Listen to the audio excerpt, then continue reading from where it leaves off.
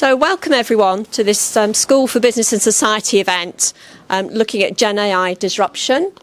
It's the fifth in our overall series and the second of our public events looking at AI, how we use it in education and how it's being used in businesses.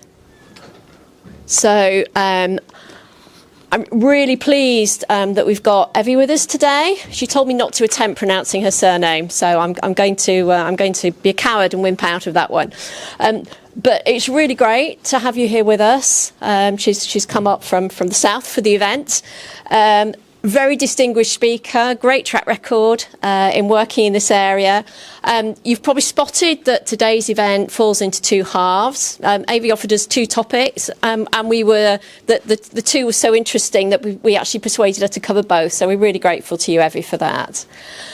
First half, we're going to be looking at education and the uses of AI and transformative assessments and learning in particular. And the second, we'll look at how AI can be transformative in the world of small and medium-sized businesses. Really grateful to Evy. She's an associate professor and the Gen AI innovation lead at the Foresight Creativity and Decision Making at Kingston Business School, Kingston University, London. You've got a background in industry, particularly innovation and marketing, which is great for me. I love that. It's similar to mine. Also founder and chair of the Women for AI Innovation Futures and a fellow of the Institute of Marketing and Institute of Innovation and Knowledge Exchange. So both academic, it's lovely that you span that boundary between the academic and the business worlds, which I'm really looking forward to hearing about, and particularly in the second part of the session. So thank you. Welcome to all our guests who are here today, both online and in the room. Really looking forward to hearing you. That's enough of me. Do you want to, if you want to come and find the slides? Well, thank you, Nikki. Thank you so much for having me today. So I'm going to talk about this new breakthrough technology, Gen AI, and how it invites us to reimagine the way we teach, the way we do our assessments. Through my personal experience, I'm going to share some stories from the way I have embedded Gen AI into my teaching with my students, and I'm going to share these insights. But first, I'm going to talk about fear. I'm going to talk about how to overcome fear. I'm going to talk about stories and insights. I'm going to talk about impact. And finally, I'm going to invite a little robot of teaching and learning to talk to us. It's a bit shy. We know that, but we'll see. Let's hope that it's going to talk to us a little bit at the end. All right. So what's happening nowadays in higher education? We experience a lot of challenges. According to a very recent article of the Times Higher Education in February 2025, in the age of AI, there is poor classroom attendance. Students are disengaged. Enrollments are declining. Why is that? According to the same article, it's due to a disconnection between the way the students live their digital network lives and the way they're expected to learn at a largely unnetworked university. We are unnetworked in a way. And why is that? Why we're unnetworked with new technologies like Gen AI? One of the main reasons is fear. We are scared. That's the reason. We are scared. And I was scared too. I was very scared. And I would like to share a little bit of my story from the early days of Gen AI and how I managed to overcome that fear. So very briefly, back in November 22, ChatGPT was launched. Amazing time. And of course, everyone was trying to use it, millions of users, and I was one of them. But then we had this kind of negative publicity. And that triggered my imagination because, I'm very creative. I love reading books and watch sci-fi movies.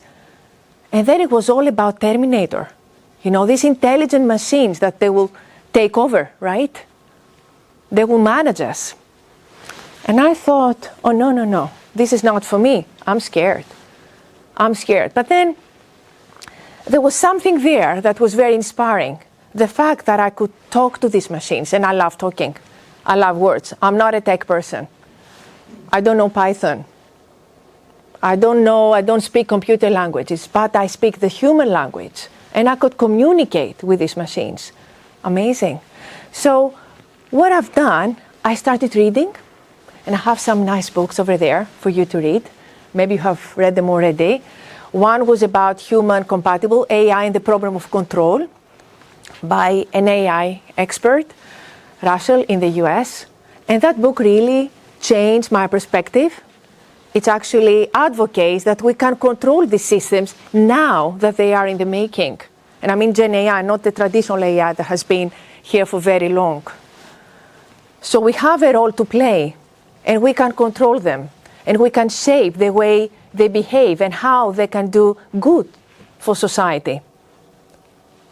That was nice. I like that. And then I went back to the philosophy, AI philosophy. My accent is Greek, and I like philosophy. And that book, The Philosophy of AI, really helped me to understand that actually technology is part of us, is who we are. And there were some nice ideas there that made me also think that actually, again, I felt that I have the agency. So it's not Terminator that I was watching on the movies, that I was reading on books, but it's something, a technology that I can shape. I can help others also to shape it in such a way that we can make a positive impact to humanity. And of course, more reading and more books. And at that time, I said, okay, now it's safe. I can experiment more. And I started using it more and experiment with it.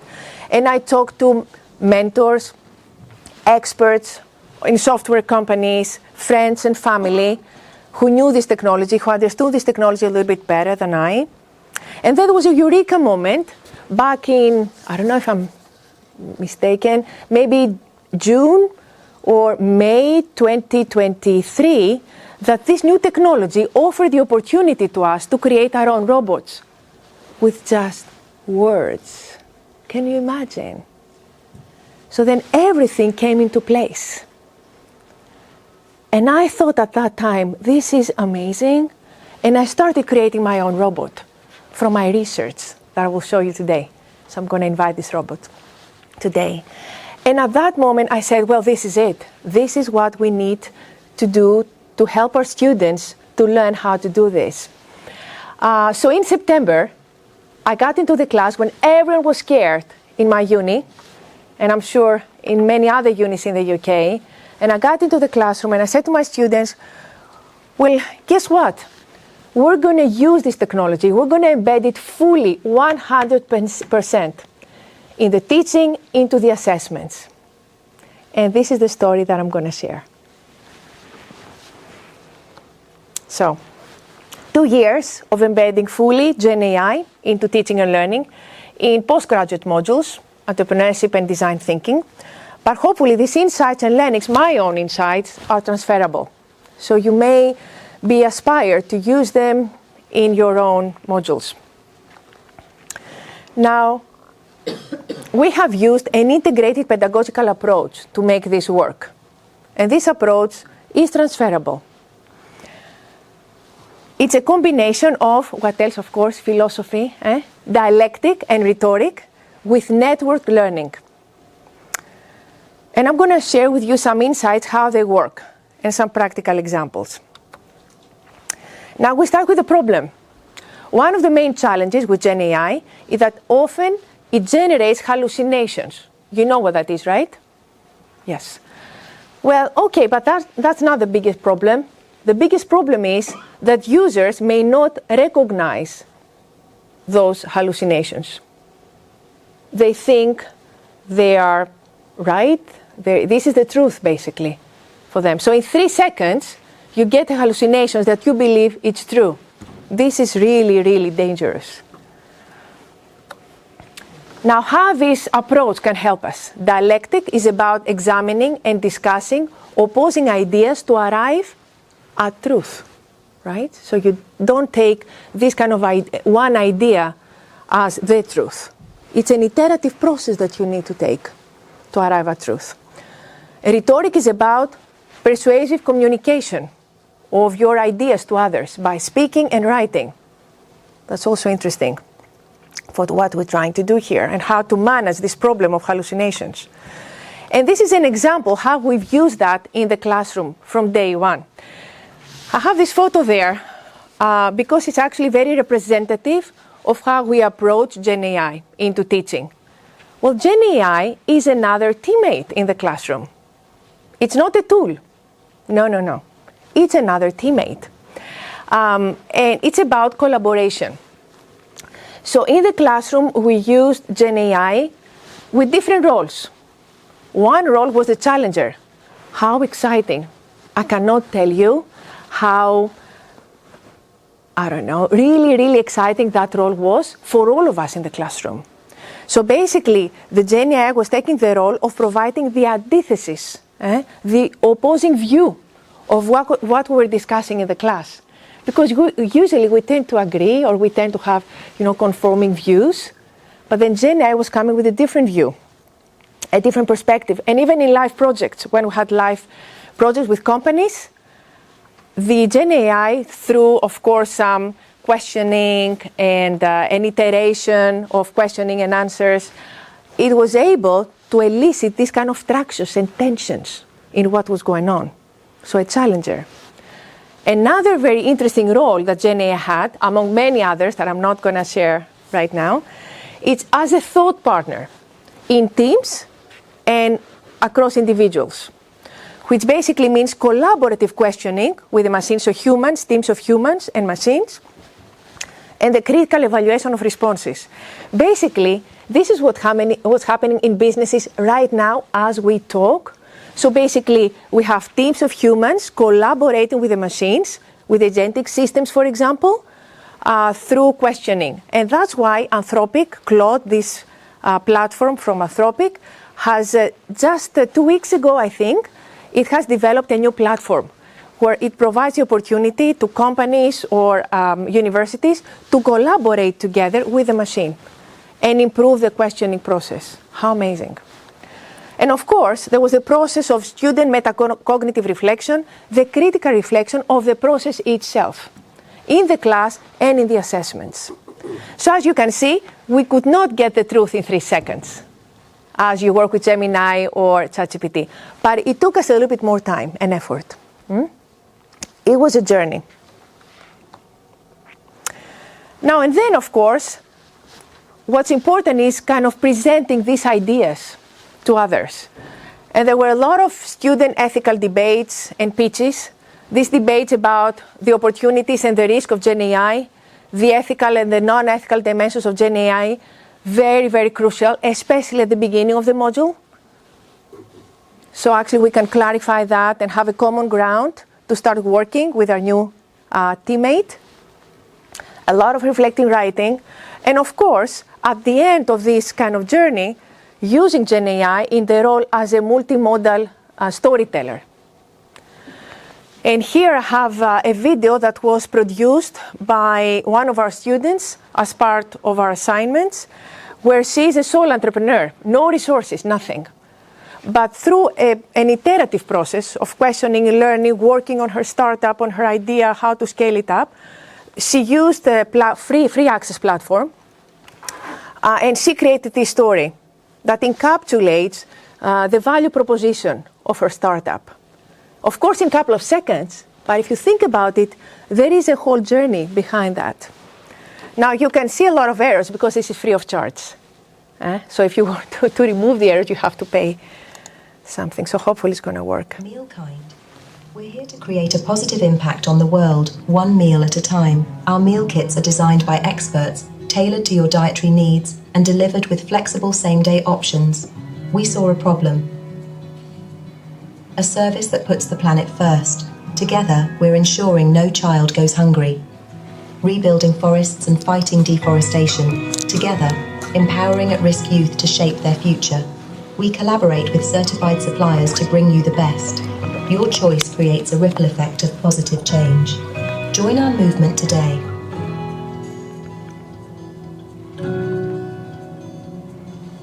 And you could argue, great, what an amazing story. I can tell you this is not enough. This is not good. Why it's not good? Because actually, there's another problem with Gen AI. It mimics human behavior. So it has what AI researchers call anthropomorphism. It's a Greek word, again. It looks like, behaves like a human, like anthropos. But sadly, it lacks, or good for us maybe, it lacks emotions, intuition, understanding of the collective tacit knowledge and foresight that actually they create, these are important to create innovation. New services, new products, new knowledge. So AI is missing that.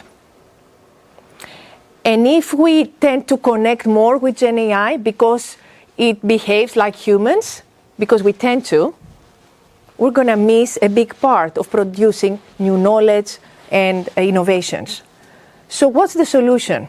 The approach, again, that really helped this kind of experience and learning was network learning, which is about learning that occurs through developing and maintaining connections with people, information, and resources. So it's a human-centric teaching and learning experience, not a tech-centric. So you can see that the human is in the center of what we deliver.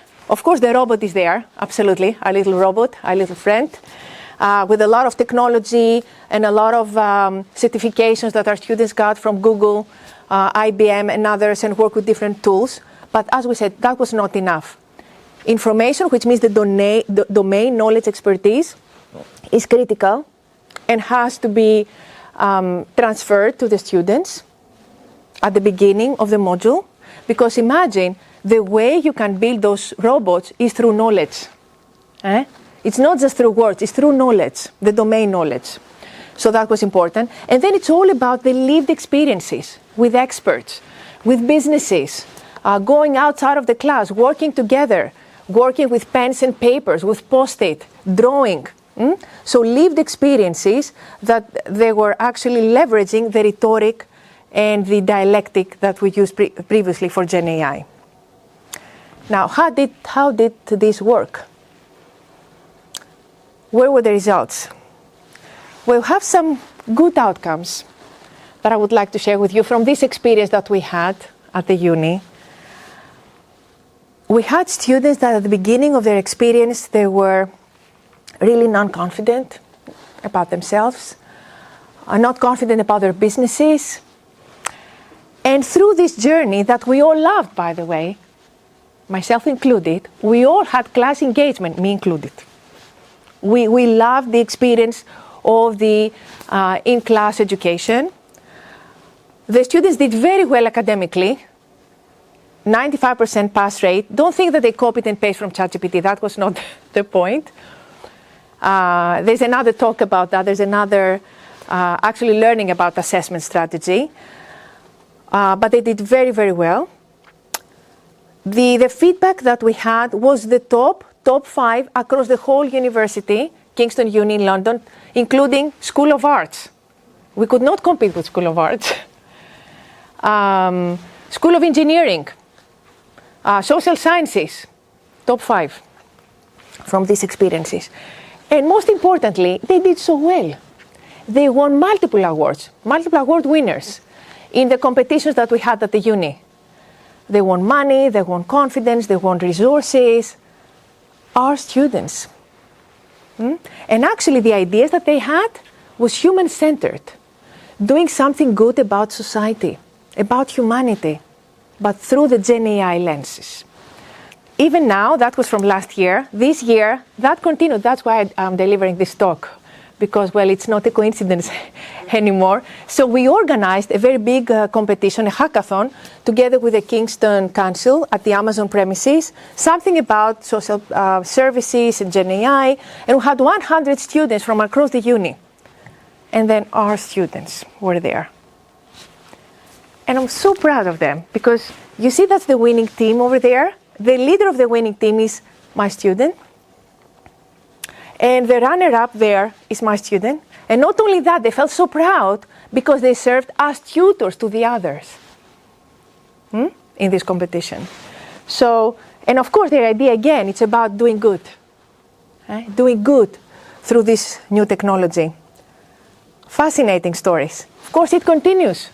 Seed investments, employability. They're setting up their own businesses. They're augmenting their businesses, their value proposition through the lens of Gen AI. And this market is booming, actually. Investors are ready to invest, seed funding.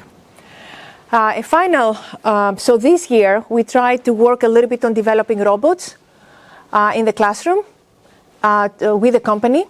So that was from a live brief. And basically, this is what you see there from the group project, that the company loved this. And actually, we're working now on a knowledge transfer partnership grant application after this work. So this is a robot that was created by the group of students that actually is being trained by the knowledge of the leaders of the company or some insights. And it helps the customers of the company to get answers to basic questions that they have. It's not a chatbot, by the way. It's a conversational assistant. And this is it. And it's called Robbie from Rohit and Bernice. It's the CEO and the marketing director. Just playing the Wi-Fi. Yeah. So basically, it's like asking questions, and then you get the questions like you're asking Rohit and Bernice, for example. That's a simple exercise that was developed through this project that was more about transformation of the company and helping the company just compete in this new world of Gen AI. Now, don't get me wrong, it's not an easy ride. Full of challenges. I would like just to list some of them. Students have various levels of Gen AI perceived preparedness. Some, they hate it. They don't want to use it. They feel guilty. Some, they think they're experts, but then they fall into the trap of, hallucinations, believing the hallucinations or connecting too much with it. So this is something that this needs to overcome from the very first classes that you'll have with them. The other challenge is this technology is moving so fast. I mean, we cannot keep up. We won an award last year to develop a robot from Kingston Uni, and we could not cope up with the internal admin processes because the technology was changing so fast, so they could not believe us. And we said, no, we need now this technology. They said, guys, what's wrong with you? It's not something wrong with us. It's actually the technology was moving so quickly. So how you stay current of rapidly evolving technologies, even from day to day. The other challenge that we had was the lack of internal Gen AI capabilities. We cannot build our own robots yet, right? Of course, we did it because we used some platforms through our own initiative, but there is a lack of this capability at the university, and I think in most universities, but the future is different. We're going to be able to develop our own robots through domain knowledge at the universities. And of course, what's going on is there is a transformation across the industry. So the industries are being transformed. New markets are emerging. New professions are going to be developed. We don't know what these professions are. So there's uncertainty. There is the unknown. But actually, if you think about it, we are shaping it now together. But we don't know what that's going to look like. So it's fascinating. The other opportunity there also, which is also a challenge, is that companies, they're agnostic as well. Right? And I don't mean the tech companies. Even the tech companies, they need us, I think. Are you recording me? Yes. Well, yes, I think they need social scientists, business, schools, but also the companies who are not tech experts. They do not have a tech focus. They are agnostic. So they turn to unis for help and support. We need to help each other. We need to create this ecosystem now. So what are the lessons learned? I call them the 4 C's: continue and accelerate learning. And I don't mean for the students, I mean for us. I mean the teachers. We have to change the way we approach teaching and learning. We have to continue learn. There is training that needs to be done. But also we need to be able to update our content continuously throughout the year. And I would argue that GenAI can help us onto that as well. Cultivate self-insight of the students, which means they need to overcome their own anxieties. They have to build self-confidence. AI research shows that when users have confidence in themselves and in their abilities, they tend to believe themselves and to trust themselves more than the machines. If they don't have confidence, they trust the machines more. And actually, the role that we have to have is the students have to learn how to lead the machines, not to follow the machines. So self-confidence and self-insight is highly important. Critically embrace AI, as we discussed. And of course, craft together, shape together, a human and future-focused AI that will be able to help humanity and do good. So here's the time to ask for the little robot to talk to us. Of course, you know, it's a little bit shy. So I've been testing it now before I arrive here. And then there's a blockage. But let me tell you what that is. So what's the future? What's the frontier? It's a self-paced learning, 24/7. We're going to have virtual mentors trained through domain knowledge and our research. And we have done that. We have the Trusted Innovation Mentor, actually trained by my research, and some algorithms that I have developed. And it does not hallucinate. We have tested that. So it does not hallucinate, and it does help. It does help students. Have we used it? No, not yet, because we don't have the capabilities to embed it fully into teaching and learning, but I'm really fighting for it. I have created a video, of course, GenAI, just to show you what it can do. And it can also help students who are entrepreneurs and they want to create their own startups and innovations. Meet your new go-to guide for innovation, the Trusted AI Innovation Mentor. Tailored to your unique business needs, this cutting-edge tool brings the latest in scientific research right to your fingertips 24/7. It's not just about staying ahead of the curve, it's about creating future-focused, human-centered solutions that make your innovation process smarter, faster, and more impactful. Ready to elevate your game?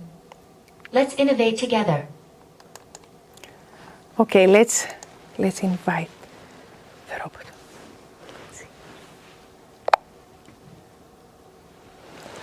Hello?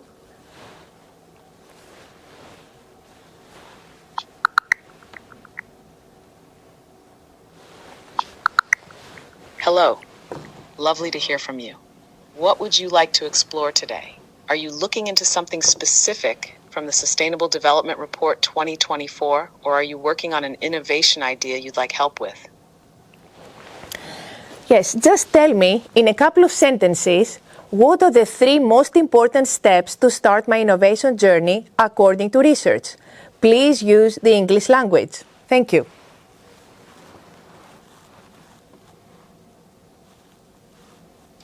Of course. Based on the research of Dr. Evy Sakellariou and colleagues, here are the 3 most important steps to start your innovation journey. First, identify and define the problem clearly by using sense-making techniques. Notice hidden patterns, listen to different voices, and challenge your own assumptions. Second, understand your users deeply through ethnographic narratives. Talk to them, observe their behaviors, and gather stories that reveal unmet or emerging needs. Third, generate future-facing ideas using mental playing and user foresight. Imagine how users might live in the future. Build scenarios and sketch out ideas they might need before they even know it. Would you like an example of how to apply these to a specific topic you're working on? No, thank you. That was so helpful. Thank you so much. Bye-bye now.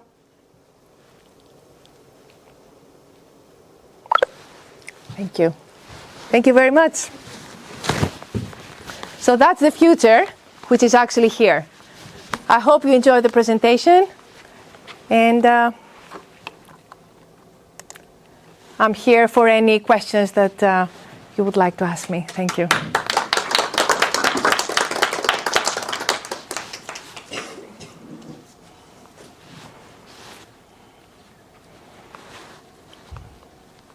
ask a quick question?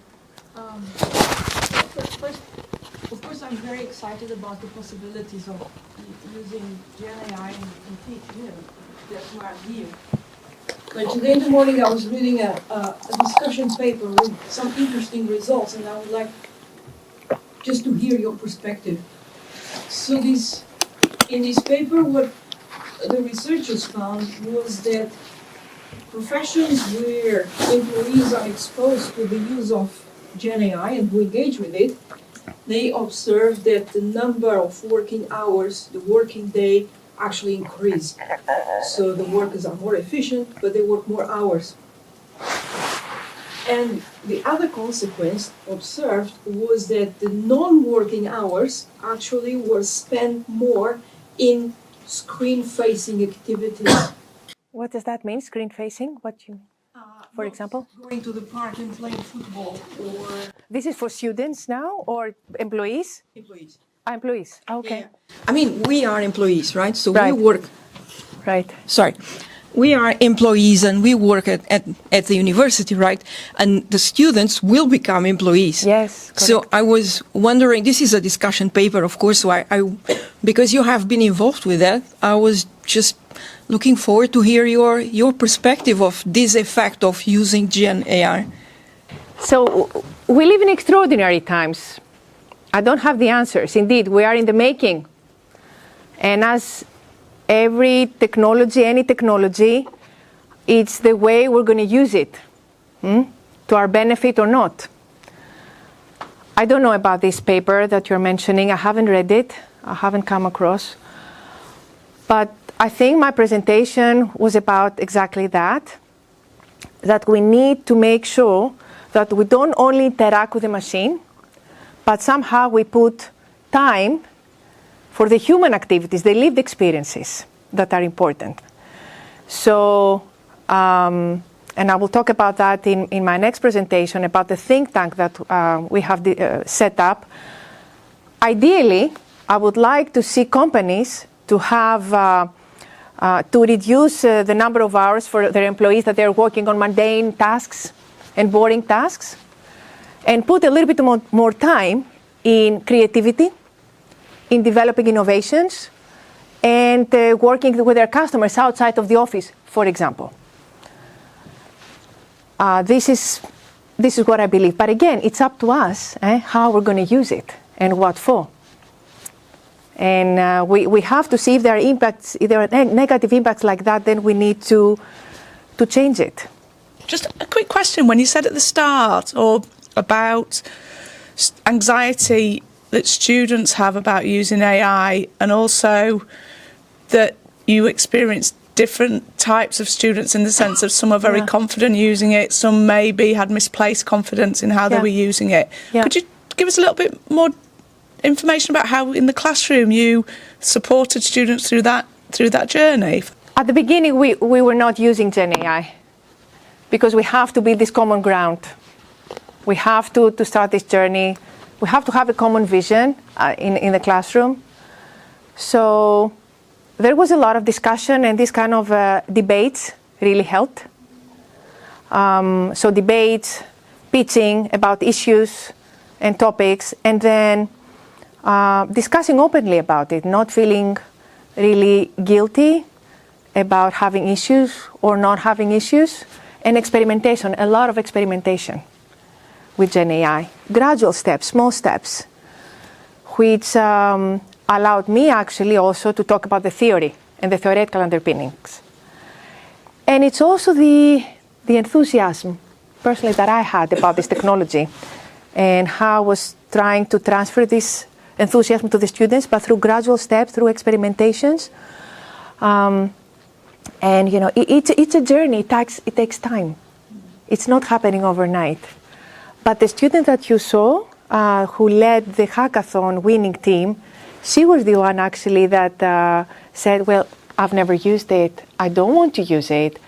I just, you know, I have a bakery and I just work with my hands. I don't want to use it. So, and that was through this journey of lived experiences, discussions, challenging perspectives, debating that led to to a better familiarization. So there has to be a stage of engagement, really, in the classroom about that. So Heather is pointing out at the beginning of the presentation, the challenges was said that students weren't turning up. Did the inclusion of AI in their learning make them more motivated to attend, maybe? Very. Thank you for the question. I think it's more about not just Gen AI, it's about being networked and just being also topical and future focused.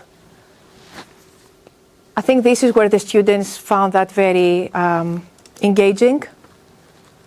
And I am feeling very engaged, to be honest with you. For me, I have changed the way I teach now in the classroom. I'm so happy to go into the classroom every day because I learned something from day to day. We all learn together. Then we ask the machine to challenge us. Then we challenge back. Then we learn how to question. And it's so fascinating. I mean, I've never thought that we could have a machine, an intelligent machine, being in the classroom with us. So yes, we're all very engaged, yes. Did your workload increase because you had to learn a lot more about AI, or the students' workload, or did it just all feel quite natural? I don't see that as a workload, of course. I mean, for the past 2 years, I just learn. I'm a learner. I learn all the time, 7 days a week. I'm passionate about it. So, and I will learn for the rest of the years. I don't know what's going to happen with this new technology. So I don't feel that's a workload. But actually, it has helped my workload to have become more efficient and more effective and faster. Because I also have developed, I have 14 robots now. And some of them are helping me in designing modules and activities in the class overnight. So if there is a new article that was published, let's say, 2 days in advance. So I take the article, then I design the activity based on the article. So it's very, very new, very future-focused and topical, and I can do that very, very quickly. So now for the students, what I'm trying to do, I embed everything into the classroom. Everything is in everything. Even the assessment, everything is embedded in these hours. And then whatever they want to do, they do it extra. So from their own perspective, I think it was very natural. Yeah. I mean, I probably represent the business community rather than the academic community. And one of the key areas that we're conscious of is the vocabulary used in academia versus the vocabulary used in industry. And, I look at things like hallucinations. We would probably say something else. So it's how, as we develop this software or this new technology, we can align the terminologies that we use so that they're transferable. When a university student goes for the job, they're talking about language that is understood by business. So that's question number one, and I'll ask the second question, which is simultaneously. SMEs do not spend as much time on this as you spend. And in fact, most SME owners, and I'm talking about SMEs rather than the large corporates, That's correct. are, as you said, fearful of it because it's not something they don't understand and they don't necessarily want to engage with it. And so we're finding that some of the new technology that has been brought by college students and university students actually frightens them to a point where all the work is almost degraded because they don't understand it. And I wonder whether we see that the work that you're doing will actually go further down the educational trail, and we should start maybe with AI at a much earlier age in terms of developing the concept, because if you look at secondary schools, it's a lot about data collection.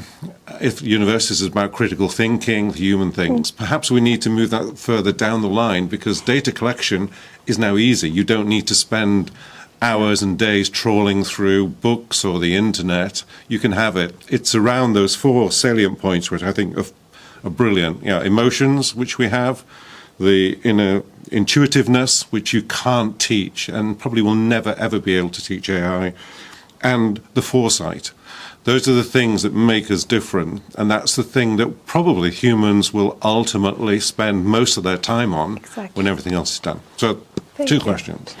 I fully agree. This is a great opportunity to bridge actually this gap between education and businesses through Gen AI. I think this is the moment for us to work together, finally. And I have some examples to show.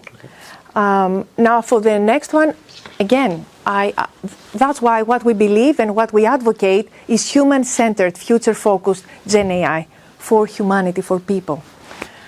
The risk that we are facing at the moment is because Gen AI is, because people who are not tech-driven, they do not have a tech background, they don't understand it. So therefore, they cannot shape it. They cannot put input into it. Then we have the people who are tech-driven, and they're very knowledgeable. They understand it very well. However, they are mostly concerned about the infrastructure and these developments, and not so much about the human aspect of it. And I think this is our role. That's why I want to advocate that we all have to learn how to use it so we can shape it together. So non-tech and tech experts together. And I have some examples to show you later on about that so we can continue the conversation. Yeah, I think the business society has to futuristically look at the 40-hour working week, the 9 to 5, won't exist effectively. You have a 24/7 capability. Yes, you do, yeah. And I think the key is how society comes to the fact that we can have a saleable, human-centric role in 20 hours a week, and 20 hours we can do something else with it. And you know, the income generation will be the same for the business. They'll be able to still do the same thing. Yeah. So it's the fearfulness of trying to say, if I lose my robotic administrative role, what do I do? And that human-centric thing is so important to say, you can do whatever you want. Yes. You can accelerate innovation. Exactly. You can accelerate all the other areas. Exactly. And how we then teach businesses and society that that's the future.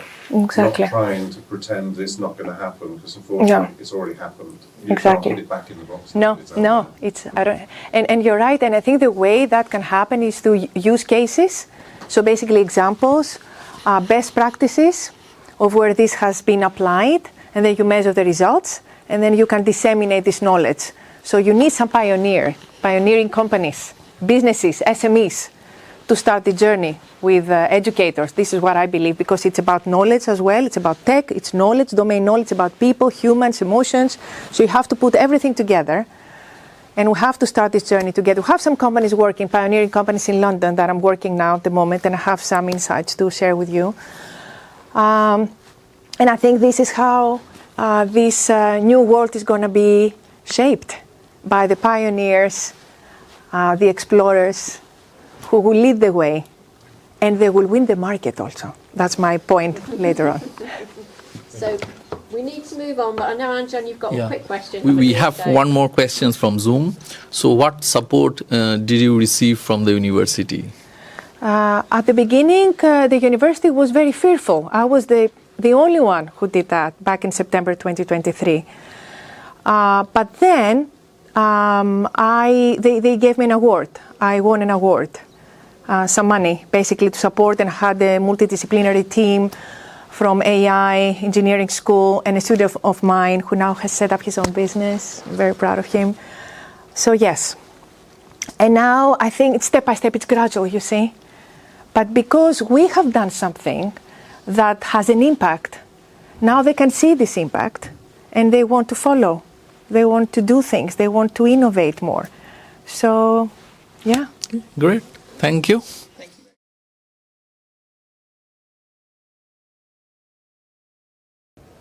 So this talk is going to be about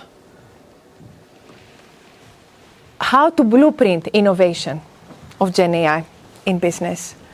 And my talk is going to be about challenges.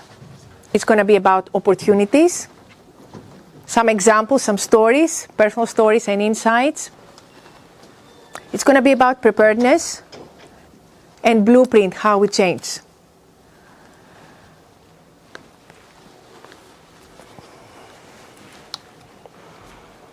Now, SMEs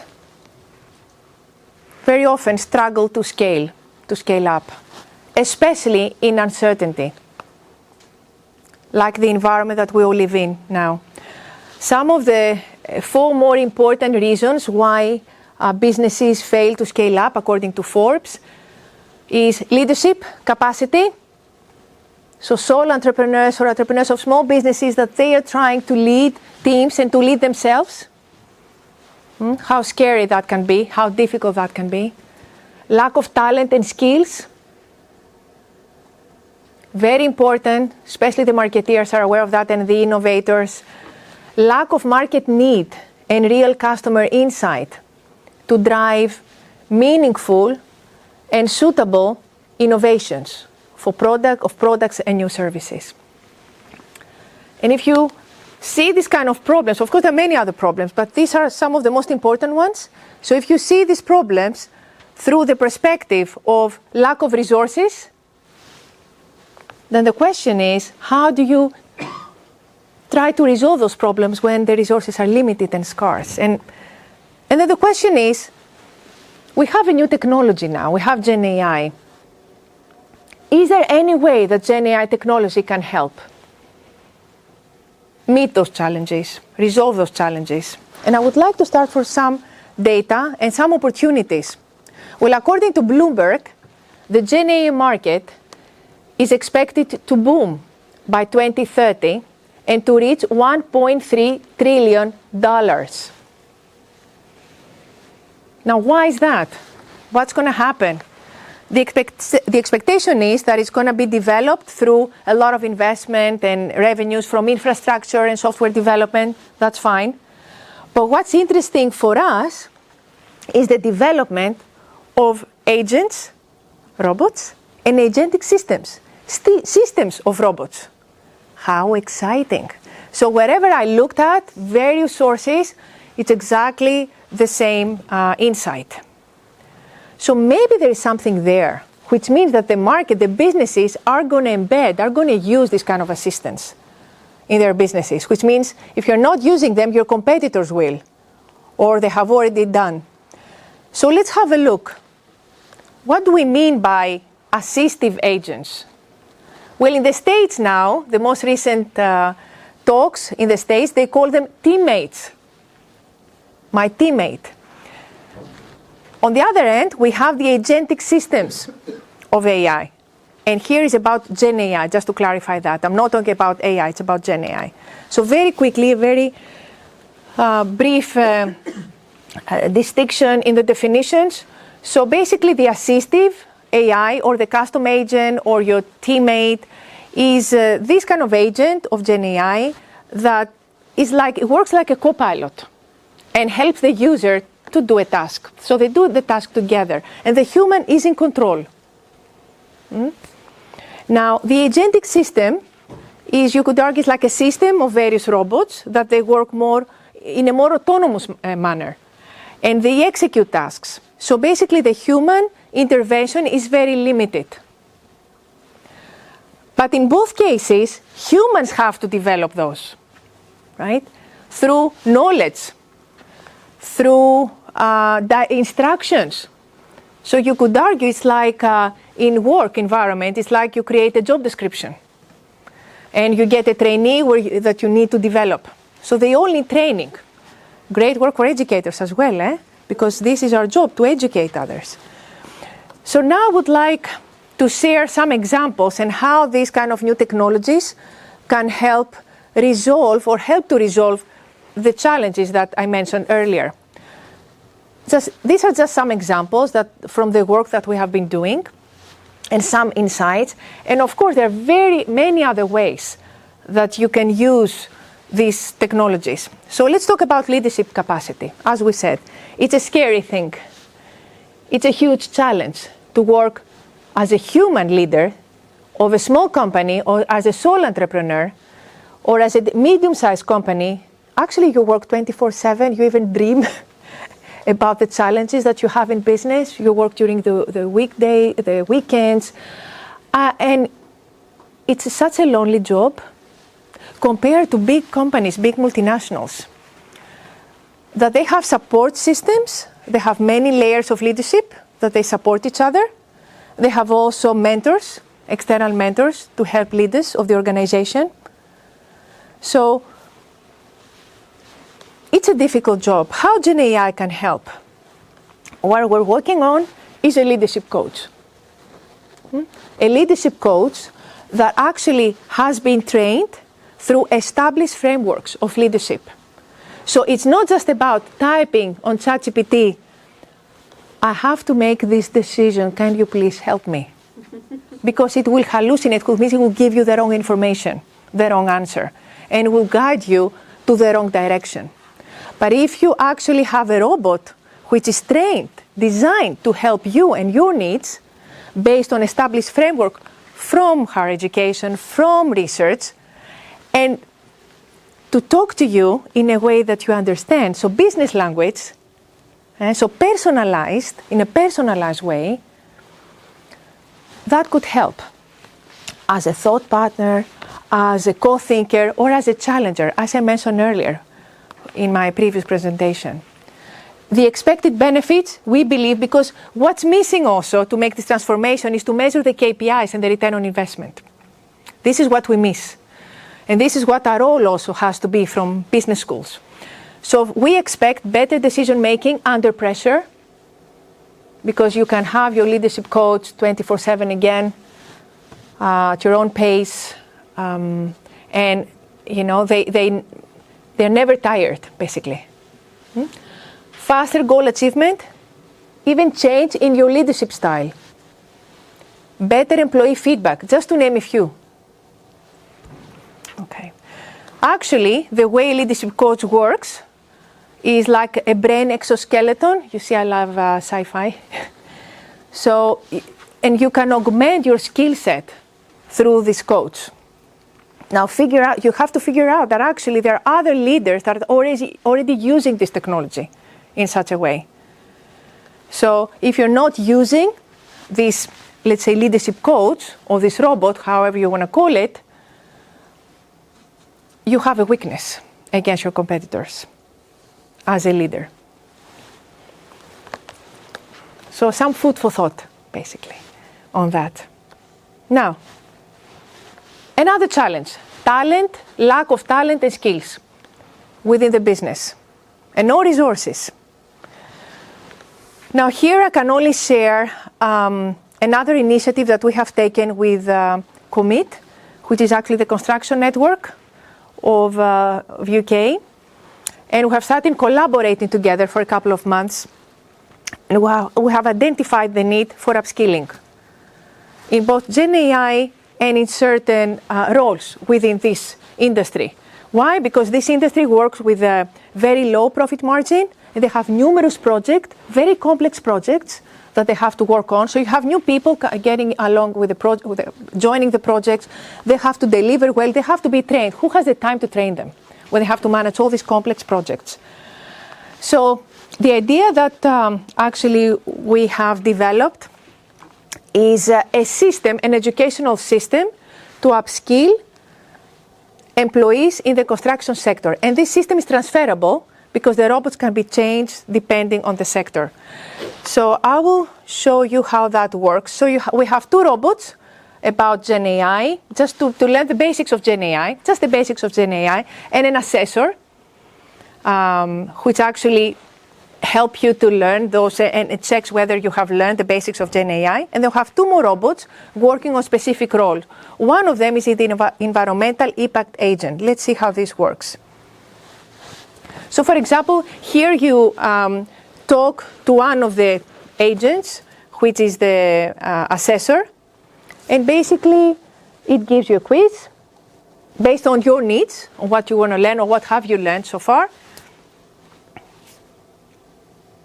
Of course, the answer was wrong, and it gives you the explanation. So at your own time, at your own pace, through your mobile phone, you can actually learn a little bit more about Gen AI. But now, because actually we are in the construction sector, if you want to do some work on environmental impact, then you can go onto the specific agent for environmental impact role, and you can ask some questions about that.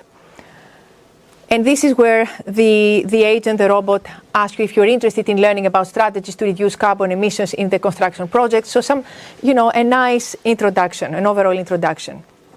And it says, please let me know whether you're interested in commercial or residential projects. And we say commercial projects. And there are the 3 phases that, it gives you some more learning. Now, these agents have been trained by experts, by expert knowledge in this particular field.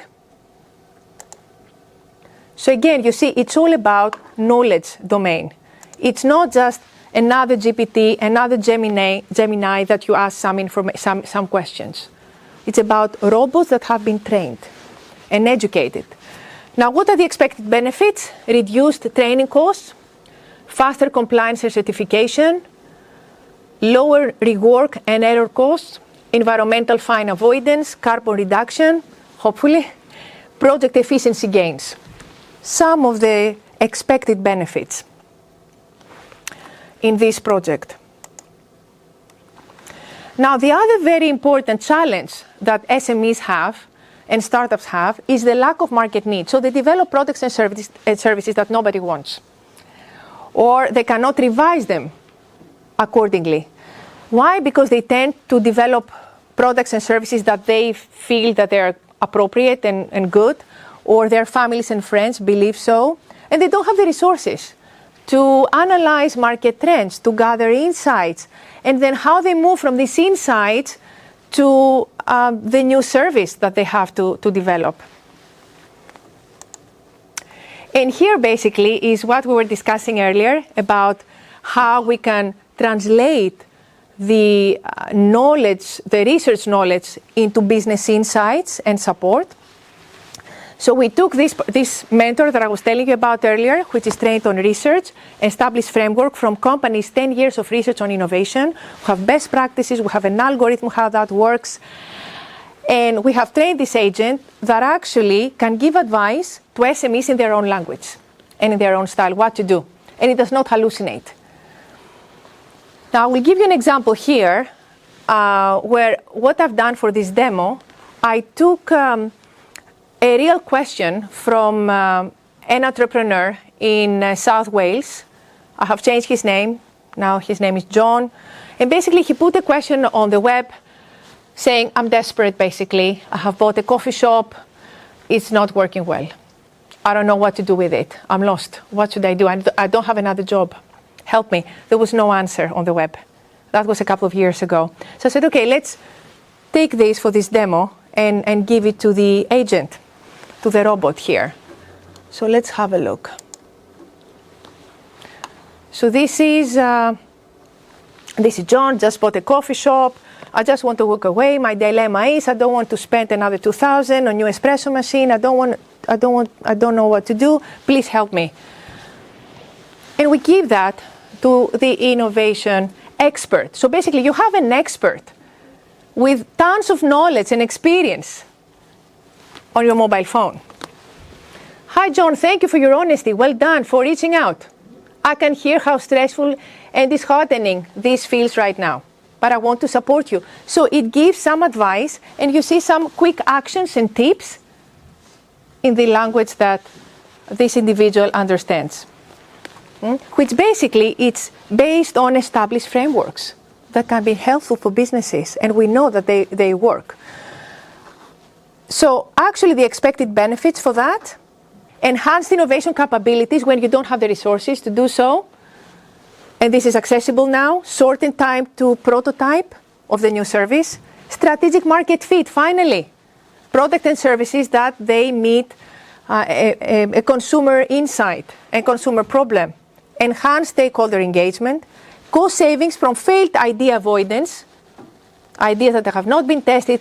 It's just ideas of, a couple of people within the business. And user satisfaction and engagement levels. And there are more evidence from papers that they support this. Indeed, this is a new article from Forbes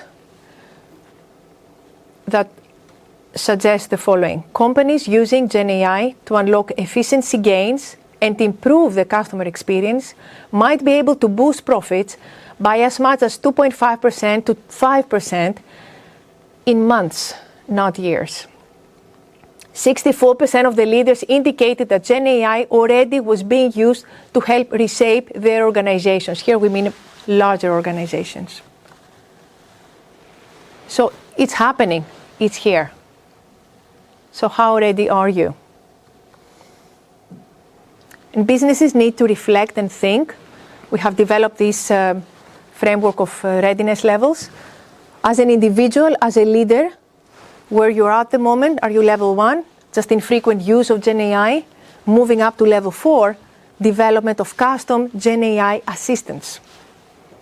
So from foundational knowledge to strategic implementation for the individual. And for your company, level 1, moving from level 1, do you have any Gen AI ambassador in your business? A Gen AI strategy, responsible team member to advocate, help the business to engage with Gen AI. This is the very basic understanding, moving up to leading machines and humans. This is the new workforce of the future. We're working on blueprinting how to do this with companies right now, pioneering companies in London, starting by engagement, working with enablement and mapping the processes, and of course identify the problems that you want to solve. You cannot solve all the problems. You need to identify the specific problem, the challenge that you need to resolve, and experimenting with different tools, different systems, depending on the problem, the needs of the company, etc.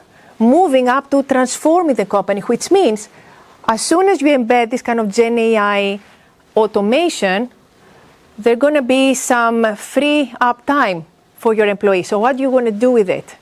And how do you want to measure success? And how do you want to make impact to your clients and to the society, to the wider community? And what we're also doing, we have developed KPIs for these stages to measure the return on investment. Because this is also what's missing from this story for business people, I believe. A final point. We discussed about the challenges that entrepreneurs have, but these challenges are bigger for female leaders.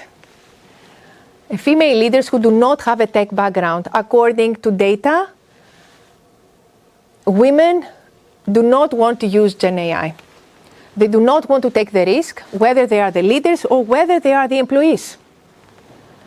And for that reason, because we also want to help women to ride the wave of Gen AI, because together we have to shape it, we have set up a think tank. We call it Women for AI Innovation Futures, with women leaders from large organizations like British Telecom, Unilever, Salesforce, and others, SMEs, and solo entrepreneurs.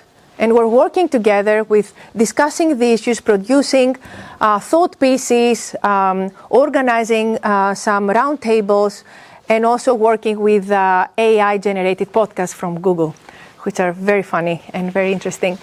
So we're doing this work to try to influence and advance the conversation about and encouraging women to adopt Gen AI as men do. So this smart technology is here to stay. It will get more intelligent day by day, and those who do not learn to work with it starting now will be left behind. So where do you want to be? Thank you.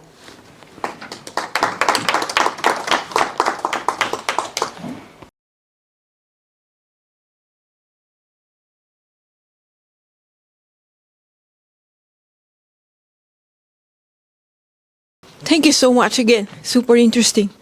I have 3 questions, and the first one immediately related with what you just said. So you said that female entrepreneurs engage less with generative AI. My question would be why? And the other one is perhaps more technical. You said that you said it several times that your robot does not hallucinate. So if I understood correctly, it is because you somehow managed to restrict the knowledge to reliable sources. Can I ask how? Starting for the first one, about women. There are a lot of studies about that. We have also discussed the topic within the think tank, and we have produced a couple of thought pieces on that. You can, if you Google on the website, you can find them.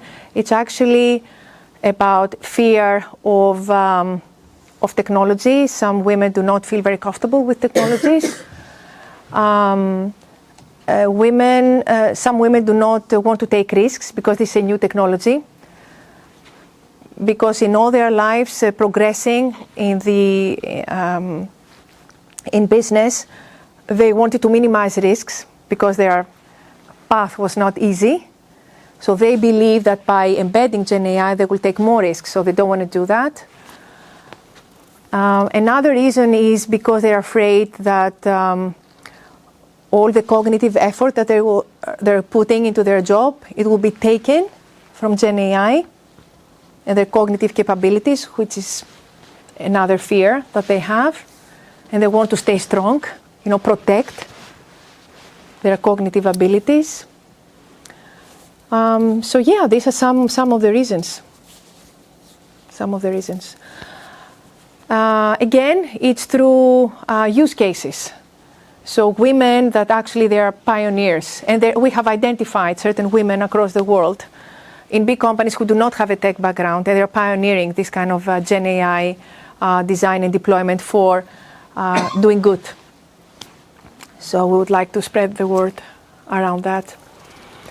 About the robots, well, actually there is a journey that you need to take to create this sort of robots. So it definitely has to do with the knowledge, domain knowledge, instructions that you give to the robot, data, and of course testing and reinforcement learning, but not from the tech perspective, but from the education perspective. Right, it's very interesting to know that there is a possibility there of is. having a robot who does not hallucinate. Yes, there is. So we have two questions from Heather online, and I'm trying to go through them. So where does the liability sit if the AI give bad leadership advice? So that was for their first case where you talked about the AI leadership tool. And how will the CEO know it's bad advice? So we need to train these kind of models with established frameworks. That's why. So we need to have experts in this field that they will train the model, the robot. And where does the liability lie if it gives bad advice? The liability aspect. So if it gives bad advice, is it then the fault of the manager who made the final call to actually use the advice, or is the fault? But see, it's how we train it. So, for example, how we train these modules, it's about being a thought partner, you see? It's a co-thinker. It's like an exoskeleton. So if you think about it, it's not about making the decision for you, but it's actually you're leading this. This is the idea about this robot. You're leading the robot. So as an exoskeleton, you go into the battle, but you're leading it, right? If you lead it badly, it's going to go bad. So you're leading it. That's one thing. And because it's about thought partnership and collaboration, at the end of the day, whose liability is this? That's very good. Sorry, but I have to say this again because this is a very important point. And this is why education is so important now, and our role is to educate these models. Because if, for example, we have leadership coaches trained by people who are not experienced, and that may happen, of course, as with any other tool, then you may have this kind of collaboration that can be tricky. Heather is just asking, how do these agents you create stay up to date, because information might change, research might get updated? Exactly. It's an exoskeleton. You lead it. Yes. So you kind of enter the... Of course. Yeah. There is no personality to Gen AI. Now, one of the things that SMEs have been telling us is they like, because they're more visual in their approach, they're more personal in their approach because they deal with organizations which are people. And they've been saying, for example, the avatars that were very prohibitive before that nobody wanted to see, and you used one there effectively. They're becoming much more accepted. And one of the things that we've been working with them on is a Me Too avatar. So an avatar that replicates themselves. So they could be in two places at one point, effectively, one doing the basic stuff, one doing the creative stuff. Yep. PowerPoint presentations are a perfect example. You can use an avatar of an individual to voice over the PowerPoint perfectly whilst the person is in the room watching the audience and the reactions to it, because it's very difficult to do both. So that seemed to resonate. The personality of Gen I as it starts to develop is quite as important as the words of Gen I. I don't know whether you've had some research on that one. I would like to expand a little bit on that. It's actually not just about the visual representation, but it's how you train this robot in the very first place. Because what we saw now, that was an avatar, that was nothing. For me, that was nothing. But what's behind it, basically, that's the whole story. So there are many use cases. I haven't said all of them here. You can actually train the model through your insights, and you can train it to have your personality even, right? You can actually, another fantastic use case, this is fantastic, honestly, it's to create robots for your clients. If you have a, let's say, consultancy, right? Or you're doing B2B. So you create these robots to have the values of your clients and the requirements of your clients, and you refine them. And then what you see, and this is actually a fact, we have measured that, you see higher approval rates, for example. And then the avatar, of course, the visual representation, of course, it does help. But it's what's happening at the back. I think we can hear you. And so I can't find the thing to put my hand up, but I've turned my thing on. I think one of the issues is this assumption, a lot is driven by marketing, okay, and this assumption that there is a competitive advantage with the uptake of AI, and there is a technological threshold to AI. And as more people have access to sort of the generalist aspects of AI, like the robots that will, act as portals to particular business processes and interactions and stuff like that.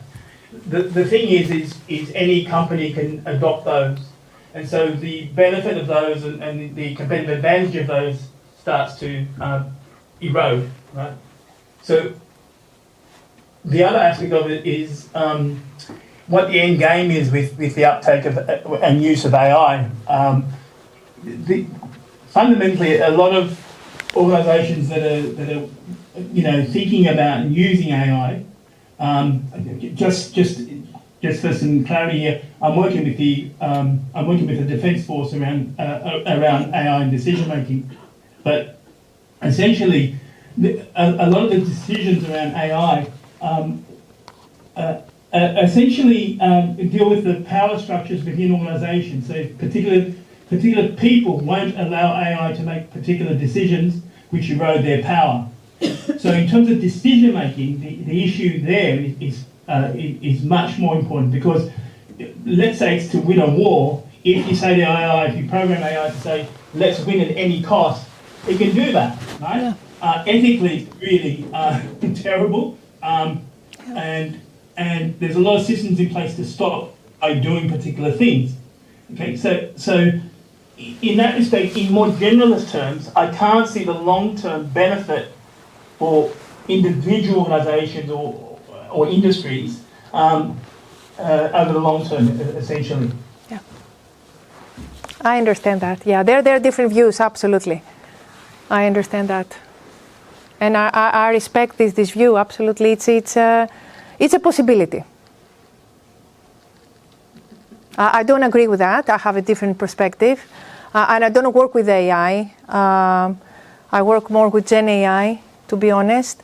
And in my talk, I shared my personal experience and insights, and also insights and evidence from other companies that they have used this. Well, nobody knows what the future will bring, right? But here we are. Thank you for your comment. Is there a risk as more businesses take up using generative AI in an assistive way that efficiency becomes less? It almost becomes standard, and then by people not using generative AI, they then become more efficient, sort of in the long term. We're just working with it. as we go, we experiment, we learn, and we are hoping that we here at least, we're going to do the best for humanity. I don't know the answer to that, I'm afraid. No, it's all good. Thank you for the question, though. Thank you. I guess with all these things as we're exploring and we're looking at the use in business, at some point I'm guessing there's going to be some scandal, or there's going to be there have been scandals already. That erupts. There have I'm been. not close, in terms of Yeah, misuse or of and regulation maybe not catching up. Whether that's the answer, that's different. I just wondered kind of what your view on those risks are, or how well we're dealing with those risks in society or in business. Well, if we don't understand this technology, how we can help governance, how we can help, the ethical side of it. So, yes, absolutely, you're absolutely right. And it can land to the wrong people's hands, of course, as everything else in the world. It's accessible. And you can see now, after the DeepSeek launch, there are more companies are creating their own models. And now I just found out that there is a company, a project anyway, that launched this kind of LLM with $30 cost. And this was happening with technologies. Initially they're very expensive, then they have lower cost, and then it's accessible to everyone, so everyone can use it. And then, yes, so we have a big responsibility. Is that something that your network that you referred to earlier, is that something that looks at as well then? We have a legal practitioner, we have a law firm as well in the think tank. Yeah, okay. A representative there as well. Thank you. Yeah. Helpful. Sorry. So Heather said, following on from the avatar conversation in the room, she observed recently a trusted, innovative expert using what seemed to be, and I'm sorry, I can't get her humor across as good as she would when she was in the room. So she saw a trusted, innovative expert using what seemed to be an empathy at the beginning of its response, like an avatar doing it. And she actually said it made her feel a bit uneasy trying to imitate humanity, I think, too much. Sorry if I paraphrase this wrong, Heather, your message is quite long. So what do you think about mismatches sometimes, or if they maybe become too human-like, and how people might feel about it? There's a lot of discussion at the moment. And again, we do not have the answer. Basically, what I try to do with my work, because it has to be human-centered, I leave the emotions to humans. And I always put, under the responses of the robot to say, well, for this kind of challenge, you need also to explore it with real humans. So I tend, just to flag that this is a machine. And in the book that I read about AI and control from Russell, that was the whole point, that you have also to teach, this is a philosophical actually, and a tech point, that you have to teach those machines that they do not know better than humans, right? So that's why we have the responsibility to teach those machines that they have to be led by humans and to do good for humans, not for the task, for humans. Thank you. Thank you, Evy. I think that's a great message to finish on as well. I can't thank you enough for these two sessions. I think they've been really inspiring. And they've certainly given us a lot of food for thought, I think, and stuff we can take away. And I think there'll be some discussions some time to go. So thank you. Thank you for inviting me. Thank you.